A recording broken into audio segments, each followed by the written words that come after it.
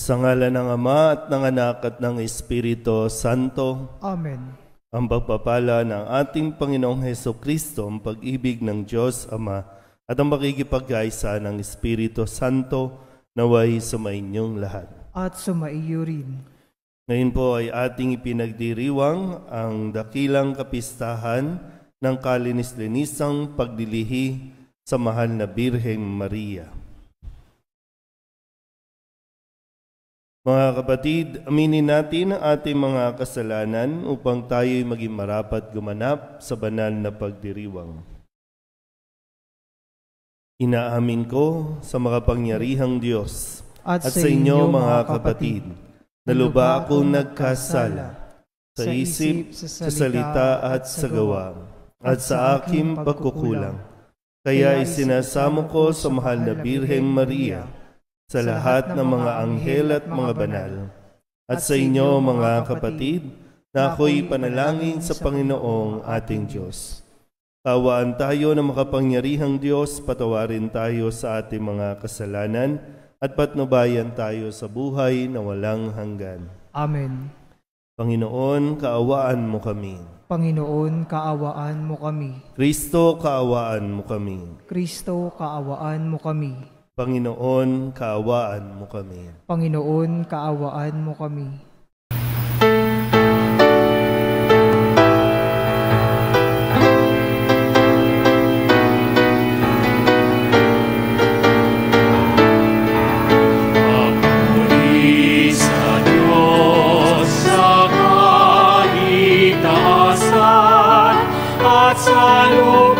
Kapayapaan sa mga taong may mabuting kalooban.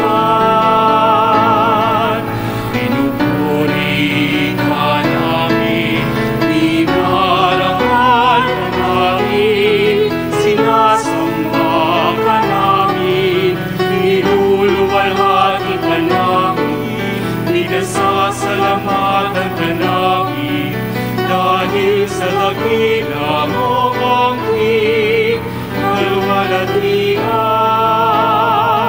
Panginoon Diyos, Hari ng langit, Diyos Ama makapangyarihan sa lahat. Panginoong Hesukristo, bugtong na anak, Panginoong Diyos, Kordero ng Diyos, anak ng Ama. Ikaw na nag-aalis ng mga kasalanan ng sanlibutan. Maawa ka sa amin, tanggapin mo ang aming kahilingan.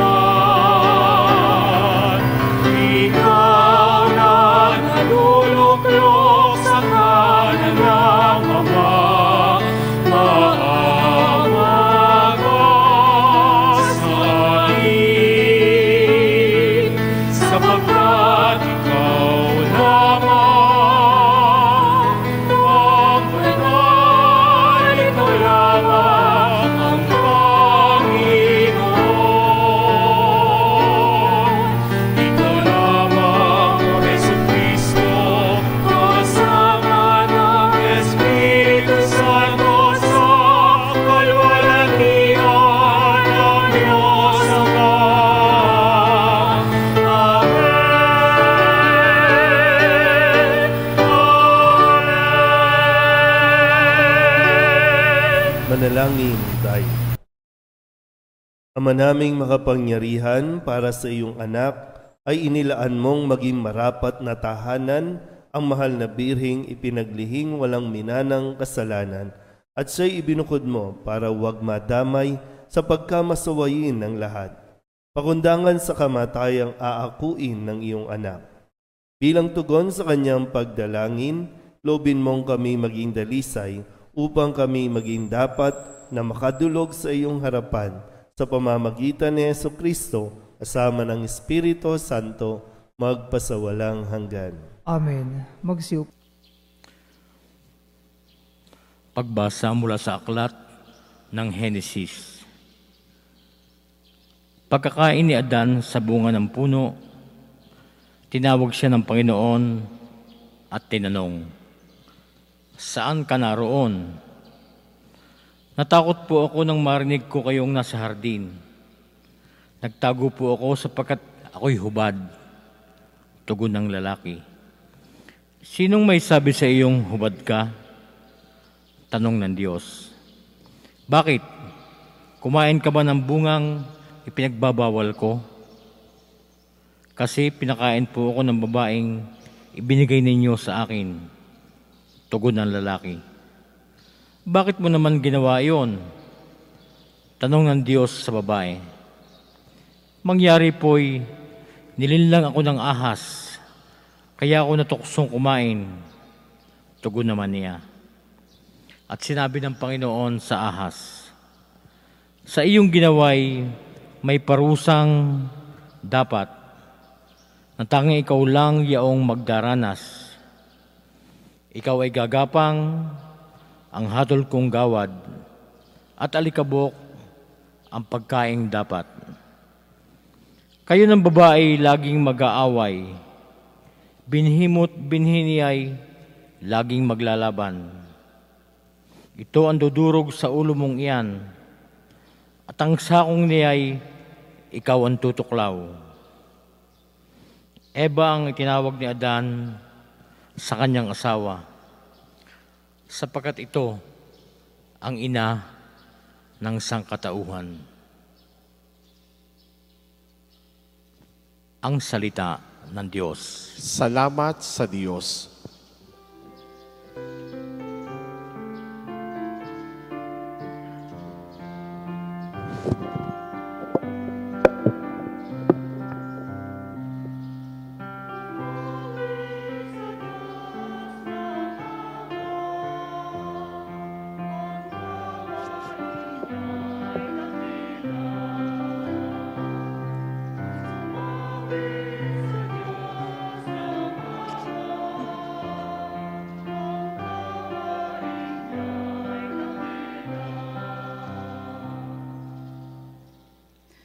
Umawit ng bagong awit at sa poon ay ialay, pagkat yaong ginawa niya ay kahanga-hangang tunay. Sa sariling lakas niya at taglay na kabanalan, walang hirap na natamo, yaong hangad na tagumpay.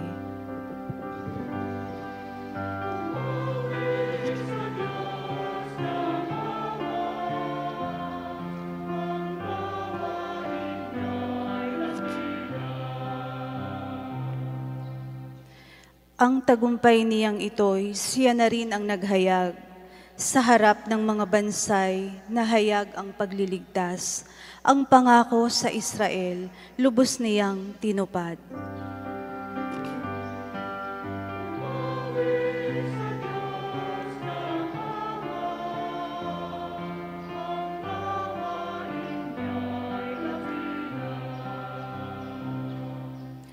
Tapat siya sa kanila at ang pag-ibig ay wagas. Ang tagumpay ng ating Diyos kahit saan ay namalas.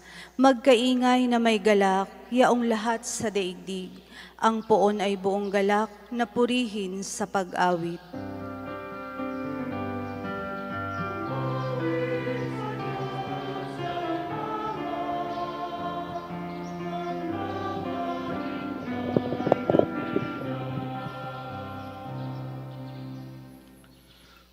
Pagbasa mula sa sulat ni Apostol San Pablo sa mga taga-Efeso.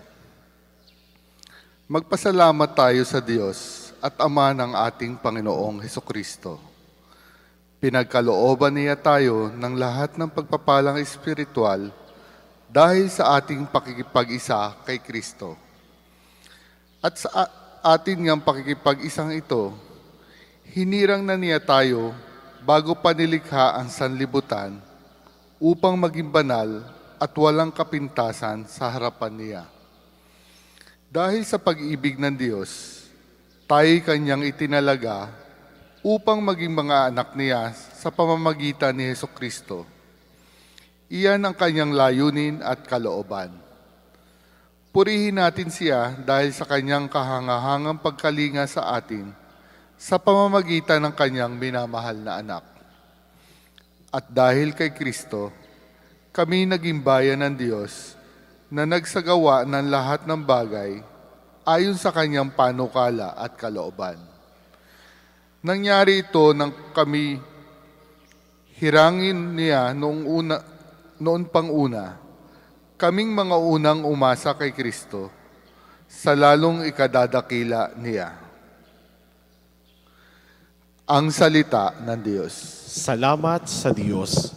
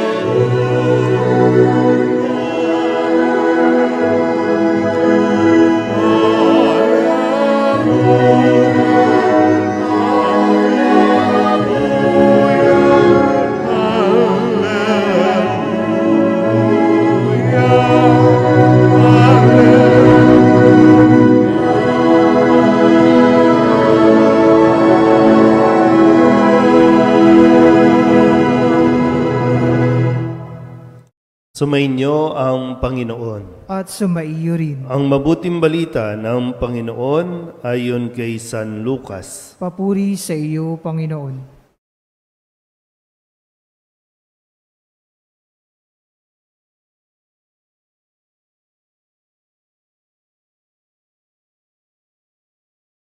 Noong panahong iyon, ang Anghel Gabriel ay sinugo ng Diyos sa Nazaret, Galilea. Isang dalaga na ang pangalay Maria. Siya'y nakatakdang ikasal kay Jose, isang lalaki buhat sa lipi ni Haring David. Paglapit ng anghel sa kinaroroonan ng dalaga, binati niya ito. Matuwa ka, ikaw ay kalugod-lugod sa Diyos, wika niya. Sumasa iyo ang Panginoon. Nagulumihanan si Maria sa gayong pangungusap at inisip niyang mabuti kung ano ang kahulugan niyon. Kaya't sinabi sa kanya ng anghel, "Huwag kang matakot, Maria, sapagkat kinalulugdan ka ng Diyos. Makinig ka. Ikaw ay maglilihi at manganganak ng isang lalaki, at siya'y tatawagin mong Jesus. Magiging dakila siya at tatawaging anak ng kataas-taasan. Ibibigay sa kanya ng Panginoong Diyos ang trono ng kanyang amang si David. Maghahari siya sa angkan ni Jacob magpakailanman, at ang kanyang paghahari ay walang hanggan." "Paano mangyayari ito, gayong ako'y dalaga?" tanong ni Maria. Sumagot ang anghel, "Bababa sa iyo ang Espiritu Santo at lililiman ka ng kapangyarihan ng kataas-taasan. Kaya't banal ang ipanganganak at tatawaging anak ng Diyos. Natatandaan mo ang iyong kamag-anak na si Elizabeth? Alam ng lahat na siya'y baog. Ngunit naglihi siya sa kabila ng kanyang katandaan. At ngayoy, ika-6 na buwan na ng kanyang pagdadalang tao, sapagkat walang hindi mapangyayari ang Diyos." Sumagot si Maria, "Ako'y alipin ng Panginoon. mangyari sa akin ang iyong sinabi. At nilisan siya ng anghel. Ang mabuting balita ng Panginoon. Pinupuri ka namin, Panginoong Hesukristo. Magsiupo po lahat. Isang mapagpalang araw po sa inyong lahat. Ngayon po ay December 8 at dakilang kapistahan ng kalinis-linisang paglilihi sa mahal na Birheng Maria o Immaculate Conception. Solidad clap para sa mahal na Birhen.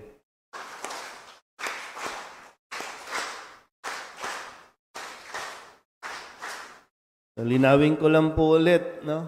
Pag sinabing Immaculate Conception, ang ipinagdiriwang natin o ang inaalala natin, si Maria ang ipinaglilihi, hindi si Maria ang naglilihi. Malinaw po ba? Kailan nangyari yung paglilihi kay Maria? Kailan? March. Di ba March yung Annunciation? Pag bumilang ka ng mula March, kailan yung ikasyab? December. So ito, si Maria ang ipinaglihi o ipinaglilihi ng kanyang ina na si Santa Ana. At ang sinasabi sa atin, bagamat wala po ito sa Biblia, kasi laging ang hinahanap nila, wala namang nakasulat sa Biblia. Wala naman talaga. Kahit pagbalik-baliktarin mo, wala pong salitang Immaculate Conception. At hindi na roon nasulat yung kwento ng love life ni Santa Ana at ni Saint Joaquin. Hindi na naisama yon. Pero sa pagninilay ng simbahan, sa gabay ng banal na spirito, ito po ay isa sa 4 na katuruan o dogma ng simbahan na ipinahayag na dapat nating tanggapin, dapat nating paniwalaan. Yun yung nga po, Immaculate Conception. Pero siyempre, nangyari na ito, naisilang na si Maria, pero ano ang kailangan nating matutunan? Kada taon, ginugunita natin to. Kada taon, ipinagdiriwang natin ito. At sa hiwaga ng karunungan ng Diyos, laging merong ibinibigay sa ating aral na dapat nating matutunan. Hindi lang tayo basta magfi-fiesta, magsi-celebrate, kundi ano yung dapat nakapulutan ng aral dito. Lahat naman po tayo ipinaglihi. Ibig sabihin, lahat naman tayo namuhay pa sa sinapupunan ng isang ina. Ipinanganak. Kahit nga si Kristo, Diyos na, dumaan sa proseso na kailangan manatili sa sinapupunan ni Maria at sa loob ng 9 na buwan, dun muna siya. Lahat tayo, meron ba ditong bigla na lang sumulpot? Dito, sa kandilang ito, mabibiyak, tapos may lalabas na tao? Wala naman po, no? Kasi lahat ng buhay ay biyaya ng Diyos. Lahat ay kaloob ng Diyos. Kahit ayaw mong mabuhay, ninais ng Diyos na mabuhay ka. Kahit ayaw ng mga magulang mo na isilang ka pa, pero ninais niya na mabuhay ka. Yung iba, kahit sa kasawiang palad, ibig sabihin, kahit hindi niya gusto, napahamak lang, pero ninais ng Diyos na mabuhay ka. Dahil ang lahat, bawat isa sa atin ay mayroong plano. Bawat isa sa atin may bahagi sa mundong ito. Sabihin niyo nga sa katabi ninyo, hindi totoong wala kang kwenta. Kailangan lang talaga ma-discover natin yung halaga natin, yung worth natin. Kasi ano bang saysay? Ano bang saysay ng mga nasa kalye lang? Nabubuhay sila sa kalye. Ipinanganak sa kalye. Bakit ninais pa ng Diyos ipanganak sa kalye? Doon na lumaki. Sadya bang hanggang doon ka lang? Yun lang ba talaga ang napakagandang plano ng Diyos? May plano ang Diyos, pero pakatandaan natin, kailangan mong magdesisyon. Makikiisa ka ba sa plano ng Diyos o susuway ka sa plano ng Diyos? Sa unang pagbasa, paano nagsimula ang kaguluhan ng tao? Nagsimula sa pagsuway. Lahat ibinigay na ng Diyos. Di ba sa aklat ng Genesis? Lahat ibinigay na ng Diyos sa tao. Lahat. Ang sinabi lang, huwag mong kakainin yung bunga ng punong yan. Yun lang. Huwag mong kakainin, pero hindi napanindigan, sumuway. At nung sumuway na, walang pag-ako ng kasalanan. Kaya nagkakaroon ng pagpapasa-pasa ng kasalanan. Kung may umako na sa simula pa lang, inako na, naging responsable na doon sa kamalian, tapos ang problema. Diba? Isip nga tayo ulit. Ano yung mga desisyon na ginawa mo na nagdulot ng hindi maganda? Kahit hindi lang sa iyo sa ibang tao. Kaya kailangan mong maging responsable sa mga desisyon na ginagawa natin. Kaya nga, pasalamat tayo nang kausapin ng anghel si Maria. Pinagnilayan ni Maria. At nung malabo pa, pero nandun yung pagtitiwala ni Maria sa Diyos. Kasi nung sinabi, mangyari sa akin ang ayon sa iyong sinabi. Okay. Challenge accepted. Mission accepted. Sa bandang huli, mission accomplished.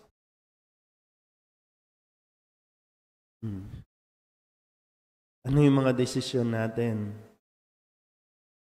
Na pwede naman, sa puntong ito, pag nagdesisyon ka ngayon, may pagbabagong mangyayari. Pero hanggat hindi ka nagdedesisyon, paulit-ulit lang ang problemang iyong kinakaharap.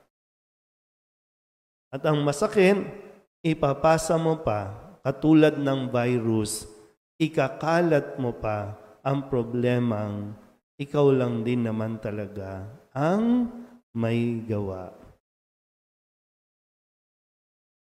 Minsan po, nagtataka tayo kasi bata pa lang, o kaya nasa sinapupunan pa lang ng ina, na papag-alaman na may diferensya yung bata, walang paa, walang kamay, kaya may sakit na, nasa tiyan pa lang, may sakit na sa puso, paglabas, kung ano-anong tubo ang ilalagay sa bata.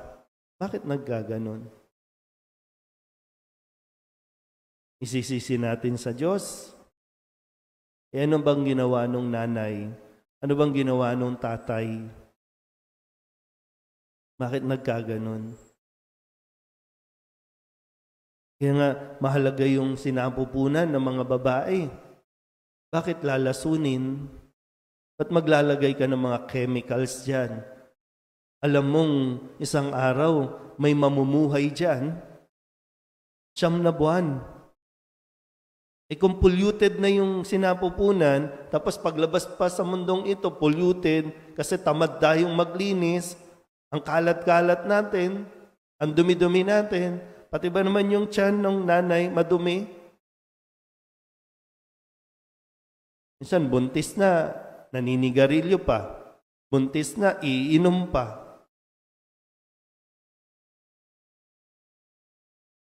So, kanining desisyon? At sinong isang naapektuhan?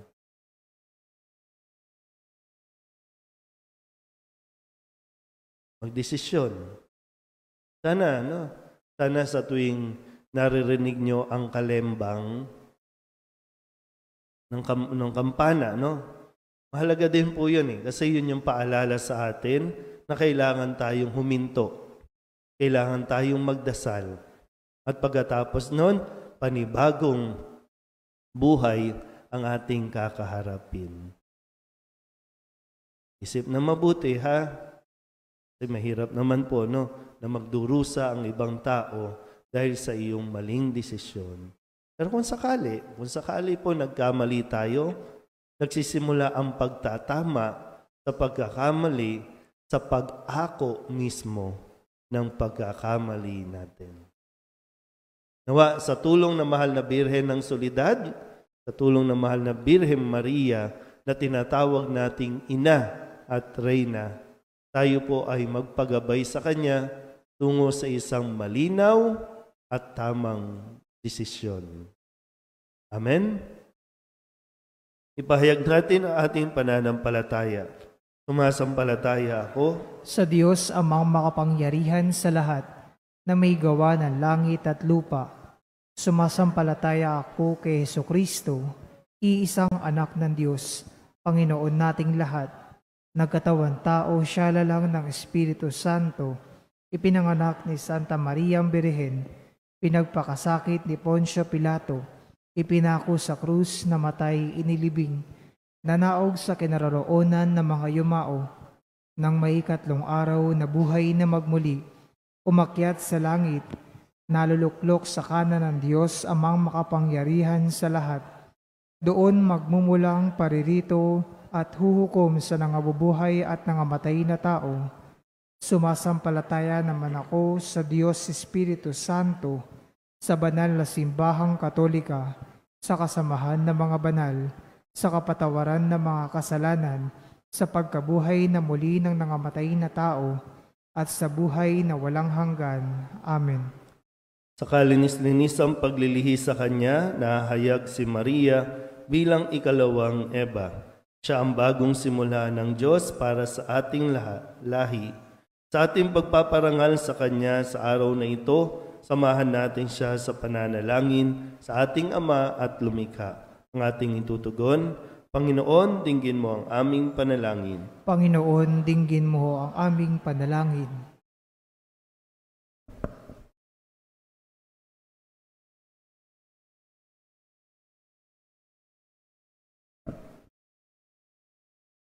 Ang simbahan, naway lumagong patungo sa kaganapan ni Maria, ang ating hantungan at pag-asa. Manalangin tayo sa Panginoon. Panginoon, dinggin mo ang aming panalangin. Sa pananalangin at pagtitika sa kasalanan, marating nawa ng mundo ang panahon ng kapayapaan, nasang tagumpay ng puso ni Maria. Manalangin tayo sa Panginoon. Panginoon, dinggin mo ang aming panalangin. Ang mga may busilak na puso, naway magtaguyod ng matuwid na pamumuhay at magpagkakasundo sa buong lipunan. Manalangin tayo sa Panginoon. Panginoon, dinggin mo ang aming panalangin.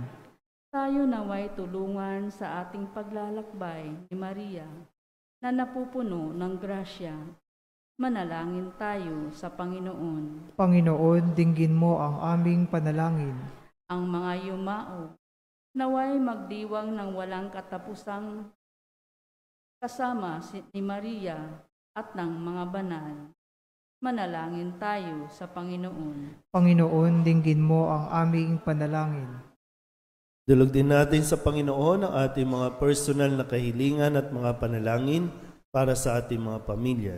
Ganun din ang lahat ng mga kahilingan ng mga nanonood sa online, at lahat ng mga misang pasasalamat, special na intensyon at mga kaluluwa na inihiling na ipagdasal sa misang ito.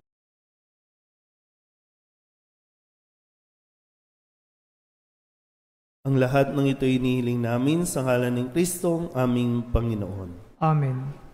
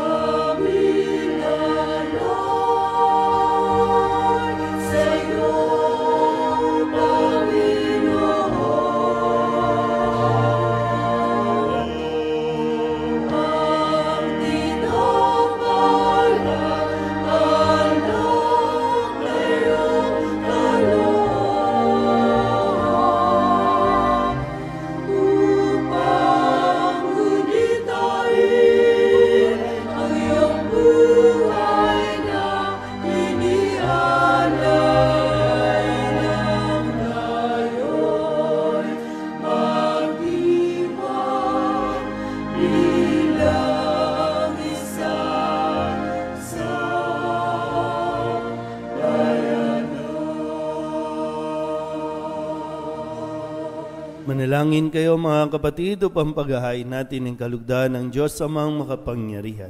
Tanggapin nawa ng Panginoon itong paghahain sa iyong mga kamay, sa kapurihan niya at karangalan sa ating kapakinabangan at sa buong sambayanan niyang banal. Ama naming lumikha, ang handog na nagliligtas ay aming inihahain sa iyong dambana. Ngayong dakilang kapisahan ng kalinis-linisang paglilihi sa mahal na Birhen. Tanggapin mo ito at ipagkaloob mo pakundangan sa kanyang kahilingan na katulad ng pagkasagip mo sa kanya sa pagkasangkot sa pagsuway ng tanan. Kaming mga sumasampalataya sa iyong kaloob sa kanya ay mahango sa tanang kasalanan.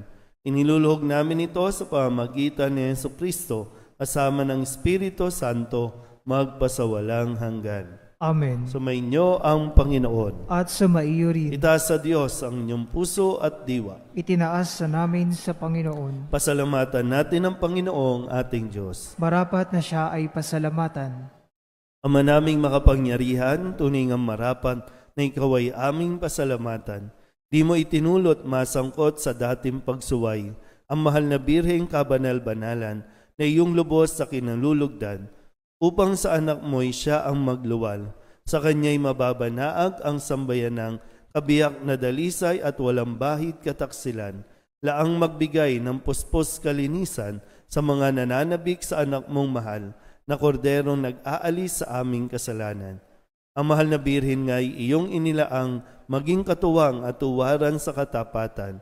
Kaya kaysa ng mga anghel na nagsisiawin ng papuri sa iyo, nang walang humpay sa kalangitan, kami nagbubunyi sa iyong kadakilaan.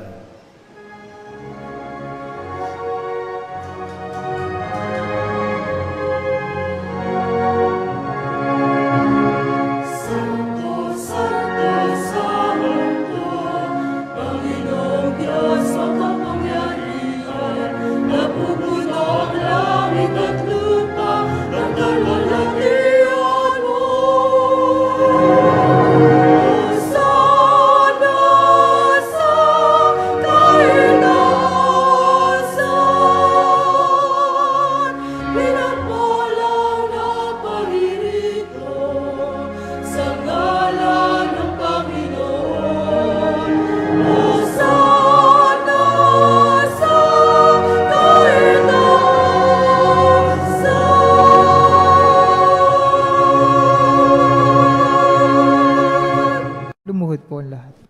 Ama naming banal, ikaw ang bukal ng tanang kabanalan. Kaya't sa pamamagitan ng iyong Espiritu, gawin mong banal ang kaloob na ito upang para sa aming maging katawan at dugo ng aming Panginoong Hesukristo. Bago niya pinagtiis ang kusang loob na maging handog, inawakan niya ang tinapay, pinasalamatan kaniya, pinaghati-hati niya iyon, iniabot sa kanyang mga alagad at sinabi, "Tanggapin ninyong lahat ito at kanin, ito ang aking katawan na ihahandog para sa inyo."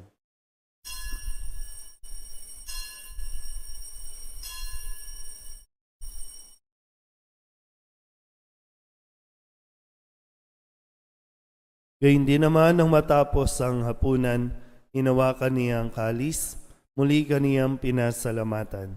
Iniabot niya ang kalis sa kanyang mga alagad at sinabi, "Tanggapin ninyong lahat ito at inumin. Ito ang kalis ng aking dugo, ng bago at walang hanggang tipan. Ang aking dugo na ibubuhos para sa inyo at para sa lahat, sa ikapagpapatawad ng mga kasalanan. Gawin ninyo ito sa pag-alaala sa akin."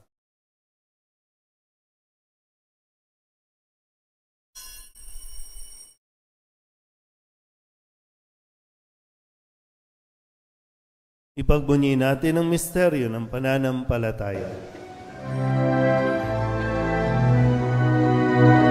Sa krus mo at pagkabuhay, kami natubos ng denay. O Jesus, naming mahal, iligtas mo kaming tanay. O Jesus, naming mahal, ngayon at magpakailanman.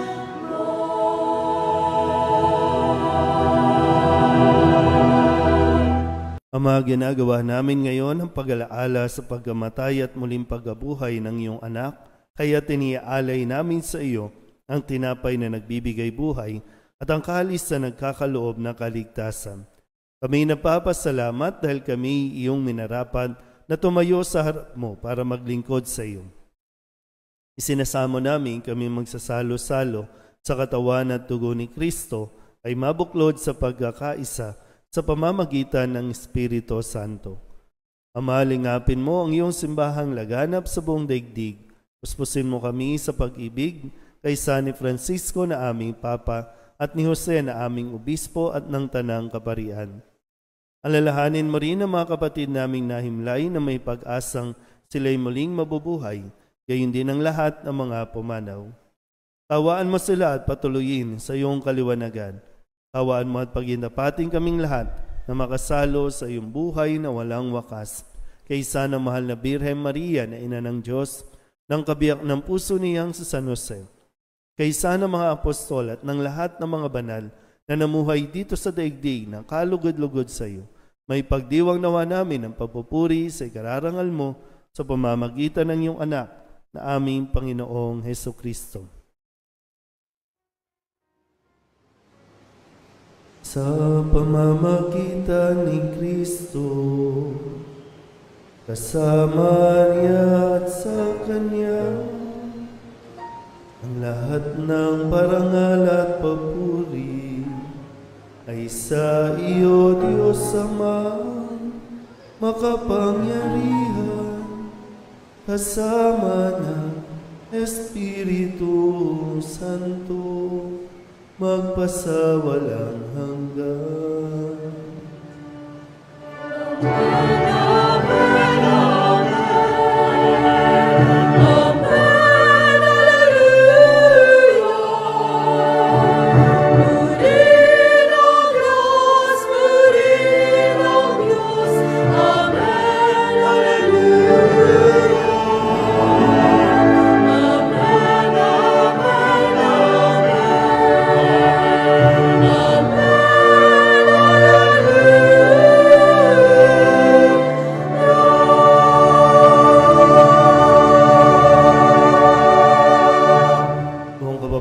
Tayong tumawag sa ating Panginoon ng Ama namin.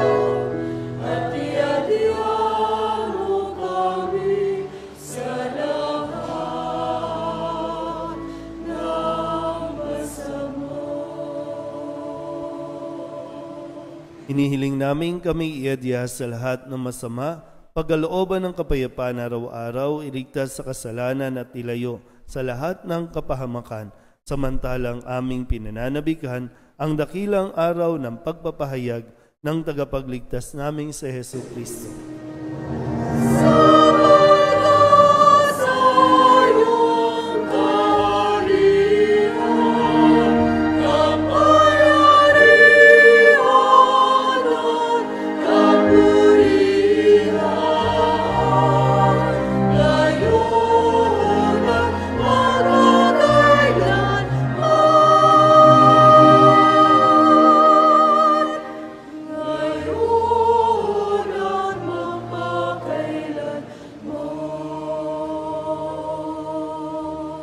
Panginoong Jesucristo, sinabi mo sa iyong mga apostol, kapayapaan ang iniiwan ko sa inyo, ang aking kapayapaan ang binibigay ko sa inyo.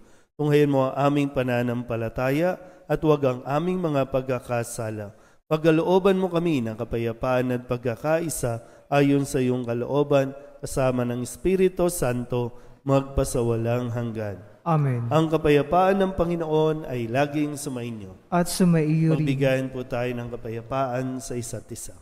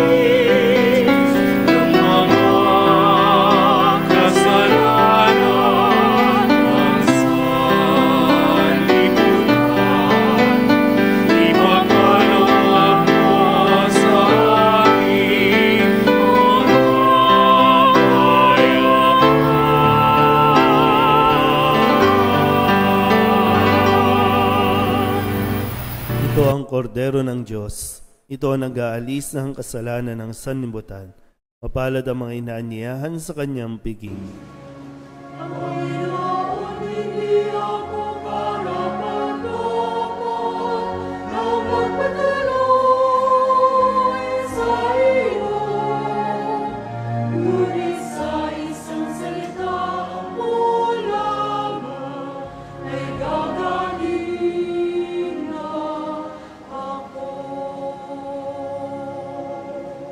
Katawan ni Kristo. Amen.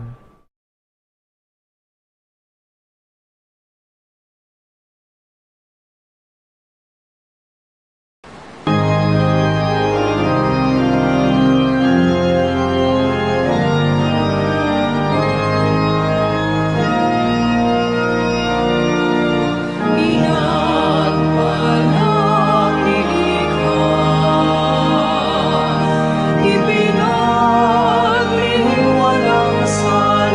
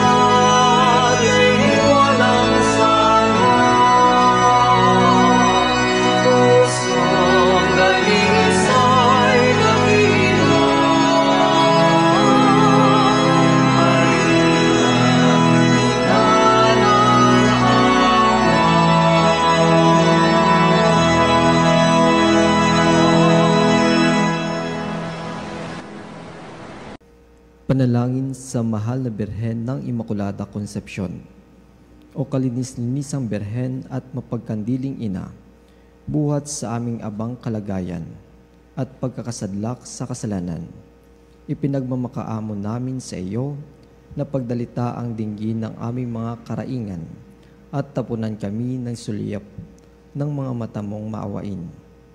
O batis ng awa, marapatin mo pong dinggin ang pagdarasal naming ito upang maging daan ng pagtatamo namin ng iyong masaganang biyaya.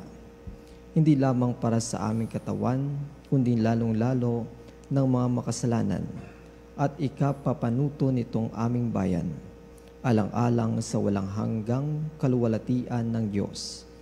Amen.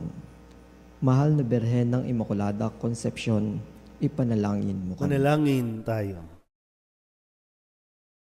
Ama naming mapagmahal, ang tinanggap namin ngayong banal na pakikinabang ay lumunas nawa sa mga sugat na likha ng kasalanan na di mo itinulot manahin ni Mariang Birheng Mahal na ipinaglihing may tanging kadalisayan sa pamamagitan ni Jesucristo kasama ng Espiritu Santo magpasawalang hanggan. Amen.